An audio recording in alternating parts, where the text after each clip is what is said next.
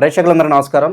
ఈరోజు మన స్టూడియోలో ప్రముఖ తంత్ర జ్యోతిష్యులు, జ్యోతిష రత్న, జ్యోతిష సామ్రాట్ చింతా రుక్మాన్ గదరావు గారు మనతో ఉన్నారు. గురుగారితో మాట్లాడేద్దాం. నమస్కారం గురుగారు. మాతృదేవోభవ, పితృదేవోభవ, ఆచార్య దేవోభవ.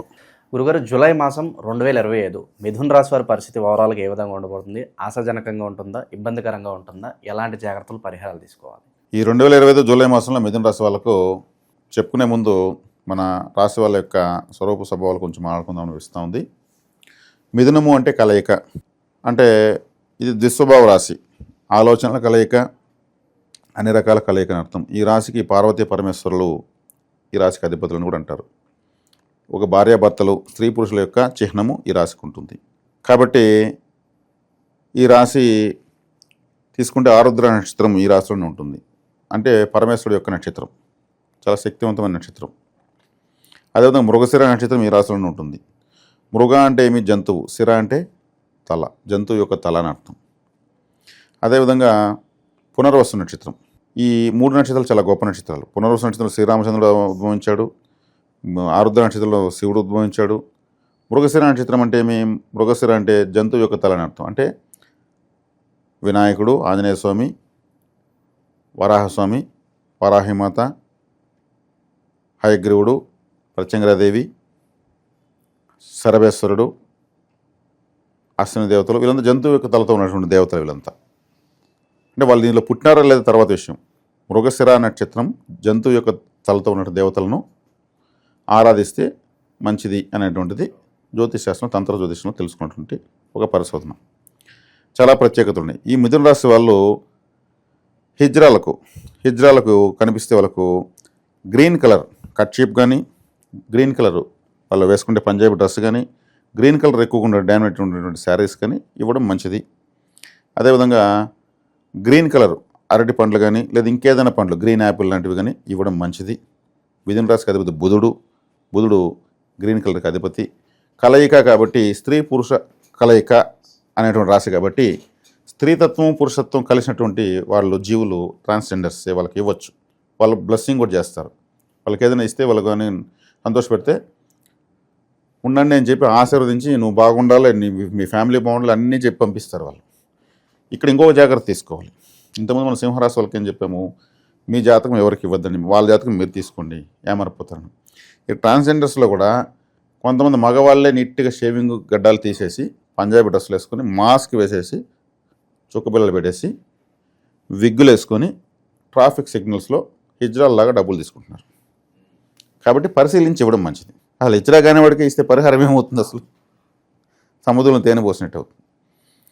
హిజ్రాలు అంటే వాళ్ళు ట్రాన్స్జెండర్స్ వాళ్ళు నడకే వేరు, లేడీస్ జెంట్స్ మిక్సింగ్ వాయిస్ ఉంటుంది. వాళ్ళు అడిగే విధానం చెయ్యి ఇలా అనడం వేరు, అంతా మనం గమనించాలి, చాలా ఇంపార్టెంట్. అలా పరిహారం బాగవుతుంది వాళ్ళకి ఇవ్వడం. అంటే ఇది లైఫ్ టైం పరిహారం చెప్పాలంటే. ఈ మిథున రాశి వాళ్ళు దుస్వభావ రాశి, అన్ని రకాల స్వభావాలు ఉంటాయి, స్థిరత్వం ఉండదు.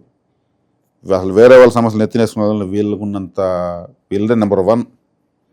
వేరే వాళ్ళ సమస్యలు ఈజీగా వీళ్ళు ఎత్తిన పడిపోతాయి, వీళ్ళు ట్రై చేయకుండా పడిపోతాయి, ట్రై చేస్తే ఇంకా ఎక్కువ పడిపోతాయి. అసలు వాటితోనే సగం జీవితం అనే విధంగా ఉంటుంది. ఎందుకంటే బోలాశంకరుడు నక్షత్రం ఆరుద్ర ఇందులోనే ఉంది. వేరే వాళ్ళ నక్షత్ర సమస్యలు నెత్తినేసుకోవడం, వాళ్ళ బాధ్యతలు తీసుకోవడం. ఈ నక్షత్రంలో రాజకీయ నాయకులు పుడితే కూడా ఎక్కువ వేరే వాళ్ళ కోసం ట్రై చేస్తుంటారు, వేరే వాళ్ళు బాగుండాలనే కోసం పథకాలు రిలీజ్ చేయడం ఏదో చేస్తుంటారు. అంటే అటువంటి వాళ్ళకి అవకాశం వస్తే రాజకీయాల్లో ఎక్కువ ప్రజాసేవ చేసేస్తారు, నిందలు కూడా పడతారు, మంచి చేసి నిందలు పడిపోతారు మిథున రాశుల వాళ్ళు. అంటే రాజకీయ నాయకులకు సంబంధం లేకపోయినా కానీ మిథున రాశి వాళ్ళు మంచికి వేసి చెడ్డ తెచ్చుకుంటారు. కానీ వీళ్ళ మంచికి భగవంతుడు మళ్ళీ చేస్తాడు. అయితే ఇంకోటి జాగ్రత్తగా ఉండాలి. ఇందులో ఈ రాశి వాళ్ళు కానీ శాపం పెట్టినారంటే ఇంకంతే క్లోజ్ అవతలలో. అది అవతలోడు ఆలోచించుకోవాల్సిన విషయం. వీళ్ళు శాపం పెట్టారంటే ఇంకా బూడిద. ఇది ఆరుద్ర నక్షత్రం బలంగా ఉన్న నక్షత్రం రాశి. రుద్రుడు 3వ కన్ను తెరిచినట్టే. ఆయన 3వ నేత్రం తెరిచినాడంటే ఇంక యుద్ధం అవసరం లేదు, భస్మే పట్టలం అనమాట. కాబట్టి హట్ చేయకూడదు మిథున రాశి వాళ్ళని అర్థం. మంచిగా అంటే ఎంతవరకైనా వీళ్ళు ఏదైనా ఇస్తూనే ఉంటారు, లైఫ్ టైం ఇస్తూనే ఉంటారు. వీళ్ళని పూర్తిగా మోసం చేసి, వీళ్ళని పూర్తిగా దగా చేస్తే మాత్రము ఇంకా లేదు నువ్వు అన్నారంటే కూడా అది బ్రహ్మాస్త్రంలాగా పడిపోతుంది అవతల పైన. అదొకటి జాగ్రత్త చూసుకోవాలి. తర్వాత ఈ జూలై మాసంలో వీళ్ళ యొక్క స్వరూప స్వభావాలు మనం మాట్లాడాం. జూలై మాసంలో తీసుకుంటే జన్మంలో గురువు, గ్యాస్ట్రిక్ ప్రాబ్లం పెరిగేదానికి అవకాశం ఉంటుంది. లివరు ఇట్లా వాటిని కొంచెం చెక్ చేసుకోవాలి. ఫ్యాటీ లివర్ కావడము ఇట్లాంటివన్నీ ఉంటాయి. ఇండైజేషను, మొహమాటము, ధన నష్టము ఇట్లాంటివి వచ్చే అవకాశం ఉంది. జన్మంలోకి రవి వచ్చాడు. జన్మలో వచ్చినప్పుడు వేడి ద్వారా ఒళ్ళు తగ్గిపోవడము, పితృ సంబంధికుల ద్వారా అంటే రక్త సంబంధికులు పాలోళ్ళు అంటారు, సర్నేమ్ ఉన్న వాళ్ళతో కేర్ఫుల్గా ఉండాలి. పాపగ్రహాలు 2 ఈ రాశికి. అదేవిధంగా వ్యయంలో శుక్రుడు ఉన్నాడు, చాలా మంచిది, మంచి నిద్ర వస్తుంది. బెడ్రూమ్ అనేటువంటి ప్లేస్లో శుక్రుడు ఉన్నాడు. అక్కడ శుక్రుడు 12వ స్థానంలో యోగిస్తాడు. అందుకే మేషానికి 12 శుక్రుడు ఉచ్చస్థితి పొందుతాడు. సొంత రాశిలో ఉన్నాడు కాబట్టి బెడ్ కంఫర్ట్స్ బాగుంటాయి, భార్యత అనుకూలత బాగుంటుంది. అదేవిధంగా ఇంకా వీళ్ళకు మంచి ముష్టాన్న భోజనం బాగుంటుంది. 3వ ఇంట్లో కుజకేతులు దిగ్బలాన్ని పొందారు. 3వ ఇంట్లో పాపగ్రహాలు ఉన్నాయి, అది బాగుంటుంది. 9లో రాహు ఉన్నాడు, తండ్రికి మంచిది కాదు. తండ్రికి హార్ట్ అటాక్ కానీ, బీపీ పెరిగిపోవడం కానీ, లేదా తండ్రికి నష్టాలు రావడం కానీ, ఏదైనా జరగడం కానీ ఉంటుంది. 9వ పితృస్థానంలో రాహు ఉండకూడదు, పితృకారకుడు జన్మలో ఉండకూడదు. ఇది కొంచెం చూసుకోవాలి. అంటే ఈ సమయంలో తండ్రికి అరిష్టం అని చెప్పచ్చు. అది ఏమైనా జరగచ్చు. ఆరోగ్యం మరి ఎక్కువ వయసు అయిపోయింటే ఏదైనా ఆరోగ్యం చనిపోవచ్చు. అంటే మరణశాస్త్రం చెప్పకూడదు, అది అర్థం చేసుకోవాలని చెప్తున్నాను అంతే. తర్వాత శనేశ్వరుడు 10వ ఇంట్లో ఉన్నాడు. ఈ రాశికి అష్టమాధిపతి దశమంలో ఉన్నప్పుడు ఏమవుతుందంటే వీళ్ళు ఆకస్మిక నిర్ణయాలు తీసుకుంటారు వృత్తిపరంగా. కర్మస్థానంలో శనేశ్వరుడు కర్మకారకుడు ఉన్నాడు, అష్టమాధిపతి అయినాడు కాబట్టి అష్టమ స్థానంలో ఆకస్మిక స్థానం. ఆకస్మికంగా వృత్తిపరమైన నిర్ణయాలు ఆకస్మికంగా తీసుకుంటారు. తీసుకున్న వాటిని ఓపికగా కానీ చేస్తే సక్సెస్ ఉంది. అట్టే తొందరపడితే మాత్రం ఫెయిల్యూర్ అయిపోతుంది, తిప్పుకొట్టే అవకాశాలు. కాబట్టి ఆలోచన విధానంలో వీళ్ళు బ్యాలెన్స్ చేసుకోవాలి. కాబట్టి కాలసర్ప దోషం ఒకటి ఉంది. కాలసర్ప దోషం రాహుకేతువుల మధ్యలో ఉంది కాబట్టి గరుక్మంతుడు ఆరాధన చేసుకోవడము చాలా మంచి పరిహారము. ఈ పుట్టలకు పూజ చేయడము ఇవంతా కూడా చేయకూడదు. చేస్తే అది ఇంకా ఎక్కువ అవుతుంది. సర్పదోషం అన్నప్పుడు దానికే పూజ చేస్తే ఏమవుతుంది, ఆముదంతో వెలిగే దీపంలో పెట్రోల్ పోసినట్టు ఉంటుంది. చక్కగా వీళ్ళకు రాశాధిపతి ద్వితీయంలో ఉన్నాడు, ఇది ప్లస్ పాయింట్. బుధుడు కర్కాటకంలో ఉన్నాడు, ఇది చాలా ప్లస్ పాయింట్. ఆర్థిక పరంగా బాగానే ఉంటుంది. ఇక్కడ కొన్ని మలుపులు మెలికలు ఉన్నా కానీ సమన్వయం అయిపోతుంది. ఎందుకంటే వీళ్ళకు గత కొద్ది రోజులకు ముందే షష్టగ్రహ కూటమి 10వ స్థానంలో జరిగింది.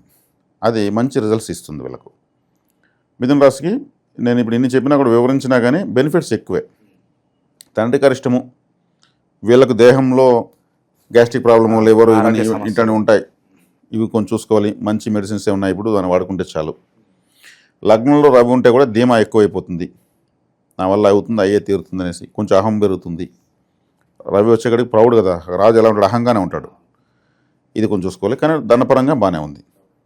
రాశికి వెనుక శుక్రుడు ఉన్నాడు, రాశికి తర్వాత బుధుడు ఉన్నాడు. 2 శుభగ్రహాలు రాశికి ఉన్నాయి. శుభ ఆర్గళం పట్టింది.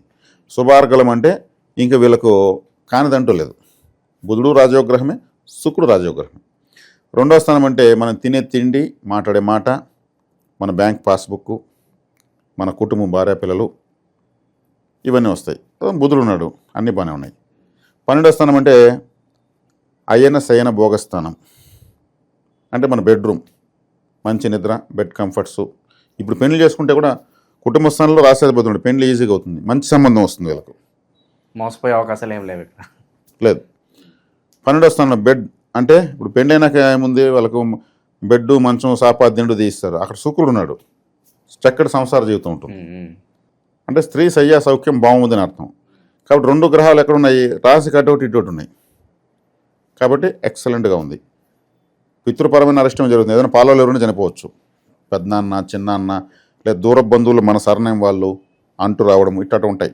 అవి కొంచెం మనం చేసేది ఏమి లేదు, అవి అలా ఆయుష్ ఎవరికి తీరిపోతా ఉందని అర్థం. ఎక్కువగా ఇన్వెస్ట్మెంట్స్ ఎలాంటి వృత్తుల్లో పెడితే బాగుంటుంది, ఎలాంటి రంగాల్లో పెడితే బాగుంటుంది అంటారు? ఎలాంటి రంగాల్లో పెడితే బాగుంటుందంటే వీళ్ళు చేతి వృత్తుల వాళ్ళకి బాగుంది. చేతి వృత్తుల వాళ్ళు అంటే ఒక స్కూటర్ మెకానిక్ కానీ నుంచి పెద్ద ఇండస్ట్రియల్ వారు అంతా కూడా చేతి వృత్తుల వాళ్ళు.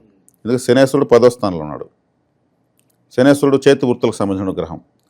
అదేవిధంగా వీళ్ళకి ఇంకేదే ఎందులో బాగుంటుందంటే మన దీంట్లో షేర్ మార్కెట్లో కూడా పెట్టచ్చు. బుధుడు ద్వితీయంలో ఉన్నాడు. డాక్యుమెంట్ అంటే ఇప్పుడు డాక్యుమెంట్స్ అన్నీ ఆన్లైన్ అయిపోతున్నాయి. ఇప్పుడు ఏ డాక్యుమెంట్ అయినా ఆఫ్లైన్ కన్నా ఆన్లైన్, ప్రతిరోజుకి ఆన్లైన్ అవుతుంది. దానికి సంబంధించిన గ్రహం భాగ్యంలో ఉంది రాహు. తండ్రి కరిష్టం కానీ ఈ ఇతరత్ర వ్యాపారాలకు రాహు యోగిస్తాడు. షేర్ మార్కెట్కి రాహు యోగిస్తాడు. షేర్ మార్కెట్ బుధుడు రాహు చంద్రుడు బాగుండాలి. ఇక్కడ బుధుడు బాగున్నాడు ద్వితీయంలో, రాహు 9లో ఉన్నాడు. ఇక చంద్రుడు వీళ్ళ మధ్య తిరుగుతూనే ఉంటాడు. కాబట్టి షేర్ మార్కెట్ అనడంలో తక్కువ మొత్తాలు పెట్టుకుంటూ అది ఒక మైండ్ గేమ్ పెంచుకుంటూ నిదానం గ్రాడ్యువల్గా పెంచుకుంటూ వస్తే లాభాలు పెడతాయి. సో ఎక్కడ ఆపాలో తెలియాలి మెయిన్గా. అది దాంట్లో షేర్ మార్కెట్లో కింగ్ అనేవాడు ప్రపంచంలో లేరు. అవును, అదంతే.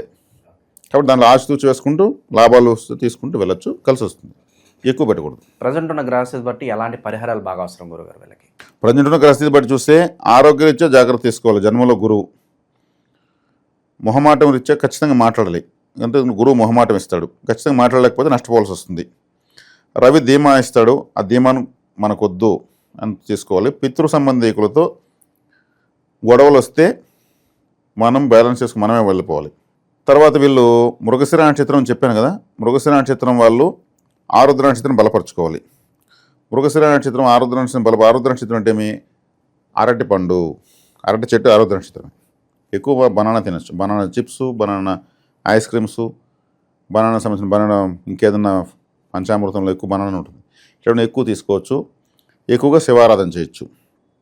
ఆరుద్ర నక్షత్రంలో పునర్వసం బలపరచుకోవాలి. పునర్వసం నక్షత్రం అంటే చెరుకు, షుగర్ కేన్, చెరుకు జ్యూస్, దాంతో వచ్చేటువంటి బెల్లము పొంగలి, బెల్లం పాయసం, బెల్లం కాఫీ, దాంట్లో వచ్చే చాక్లెట్స్ ఎక్కువ తీసుకోవచ్చు. శ్రీరాముడు ఆరాధన చేయొచ్చు. పుష్యమి, మన పునర్వస నక్షత్రం వాళ్ళు పుష్యమి నక్షత్రం బలపరచుకోవాలి. పుష్యమి నక్షత్రం అంటే సిద్ధ మండలము, మనకు శంబల నగరం అంటాం కదా హిమాలయాలు, అది పుష్యమి నక్షత్రం. గురువులను ఆరాధించవచ్చు. గురువులందరూ ఉంటారు, ఒక పెద్ద ఫోటో ఉంటుంది హిమాలయ గురువులంతా కూడా, ఆ ఫోటో పెట్టుకోవచ్చు. వీళ్ళు దాన్ని చూసి నమస్కారం చేసుకొని పోతుండొచ్చు, బాగా కలిసి వస్తుంది.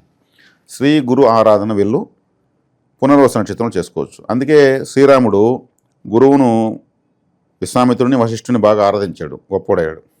ఆయన పునర్వస నక్షత్రం. పుష్యమి నక్షత్రాన్ని బాగా ఆయన యాక్టివేట్ చేసుకున్నాడు. విశ్వామిత్రుడిని గురువుగా స్వీకరించాడు, వశిష్ఠుడు వాళ్ళ కులగురువు. కాబట్టి అదే మనం ఫాలో కావచ్చు, చక్కగా బాగుంటుంది. ఇంకా హిజ్రాలకు ఇవ్వడం అనేది ఓవరాల్ రాశిలో అన్ని నక్షత్రాలు చేయొచ్చు. సో ఓవరాల్గా ఈ రాశి వాళ్ళకి ఈ నెల ఏ విధంగా ఉండబోతుందో చాలా బాగా వివరించారు. ధన్యవాదాలు. ధన్యవాదాలు.